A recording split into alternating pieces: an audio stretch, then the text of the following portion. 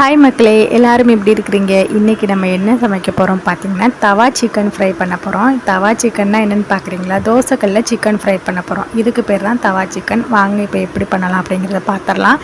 Chicken piece வந்துட்டு எலும்பே இல்லாமல் நல்லா பீஸாக எடுத்துக்கணும். குட்டி குட்டி பீஸாக கட் பண்ணிக்கிறணும். ரொம்ப பெரிய பீஸெல்லாம் போட்டுறக்கூடாது. அப்படி போட்டோம்னா அது வேகாது. அதனால் குட்டி குட்டி பீஸாக கட் பண்ணிவிட்டு மஞ்சத்தூள் போட்டு நல்லா கழுவி எடுத்து வச்சுருக்கேன். இது கூட மசாலா என்னென்ன மசாலா சேர்க்கணும் பார்த்தீங்கன்னா, சிக்கன் 65 மசாலா, கரம் மசாலா, இது 2 மசாலாவும் சேர்த்துருக்கேன். இது கூடவே வந்துட்டு 1 ஸ்பூன் இஞ்சி பூண்டு பேஸ்ட் வந்து சேர்த்துருக்கேன். உப்பு வந்துட்டு தேவையான அளவு உப்பு சேர்த்துக்கலாம்.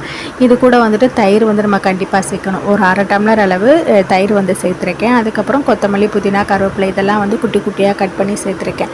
கொத்தமல்லி, புதினா, கருவேப்பிலை இது வந்துட்டு ஃப்ளேவருக்காக. தயிர் வந்து கண்டிப்பாக சேர்க்கணும். தயிர் எதுக்காக சேர்க்குறோம்னா, சிக்கன் அப்போ தான் நல்லா சாஃப்டாக இருக்கும். ரஃப்பாக இல்லாமல் நல்லா சாஃப்டாக இருக்கும். டேஸ்ட்டும் நல்லாயிருக்கும். அதுக்காக தயிர், மசாலா எல்லாம் சேர்த்து நல்லா மிக்ஸ் பண்ணிடணும்.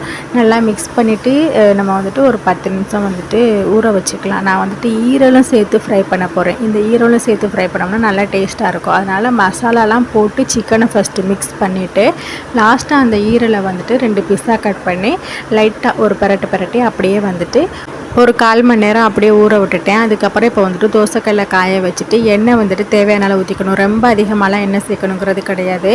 சும்மா நார்மலாக வந்துட்டு கொஞ்சமாக சேர்த்தாலே போதும். சேர்த்துட்டு சிக்கன் பீஸை வந்துட்டு ஒவ்வொரு பீஸாக வந்து நம்ம உதுத்து விடணும். மொத்தமாக அள்ளி போட்டுறக்கூடாது. நல்லா தோசைக்கல்லில் வந்துட்டு ஒவ்வொரு பீஸாக வந்து நம்ம எடுத்து வச்சுட்டு அதுக்கப்புறம் நம்ம வந்துட்டு திருப்பிக்கலாம். திருப்பிட்டு இப்போ ஃபுல்லாக அடுப்பை வந்துட்டு சிம்மில் வச்சிடணும். சிம்மில் வச்சுட்டு நம்ம வந்துட்டு தட்டு போட்டு மூடி தான் வந்துட்டு வேக வைக்க போகிறோம். ஏன்னா அந்த தட்டு போட்டு மூடின அந்த ஆவிலே வந்துட்டு சிக்கன் வந்துட்டு வேகணும். அப்போ தான் தவா சிக்கன் ஃப்ரை வந்துட்டு நல்லா டேஸ்ட்டாக இருக்கும். அடுப்பை வந்து நல்லா ஹையில் வச்சுட்டு நம்ம சிக்கனை வந்துட்டு திருப்பி போட்டோம்னா அது வந்துட்டு வெளியில் கருகிரும், உள்ளே வந்துட்டு வேகாது. அது வந்து டேஸ்ட்டு நல்லா இருக்காது. நம்ம தட்டு போட்டு மூடி நம்ம வந்துட்டு இடையில வந்து ஓப்பன் பண்ணி நான் கிளறி விட்டேன். அது வந்துட்டு ஃபுல்லாக வந்து காட்டலை.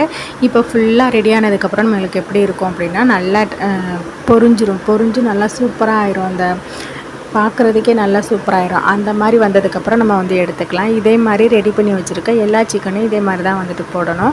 நம்ம மொத்தமாகவும் போட்டு ஃப்ரை பண்ணிட முடியாது. அதிகமாக செய்கிறோம் அப்படின்னா கொஞ்சமாக தான் வந்துட்டு நம்ம செய்யணும். கொஞ்சம் டைம் எடுக்க தான் செய்யணும்.